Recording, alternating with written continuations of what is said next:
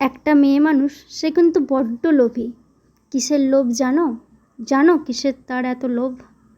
সে যখন বাবার বাড়ি থাকে তখন সে বাবার আদর, ভাইয়ের স্নেহ খুব লোভ করে। বাবার রাজকন্যা হয়ে থাকতে চায়, ভাইয়ের চোখের মণি হয়ে থাকতে চায়।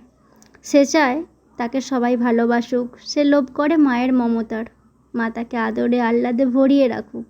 সেই লোভ করে সে। না সে বাবার সম্পদ, না বাবার টাকা, কোনোটাই লোভ করে না। লোভ করে শুধু মায়া, মমতা আর ভালোবাসা।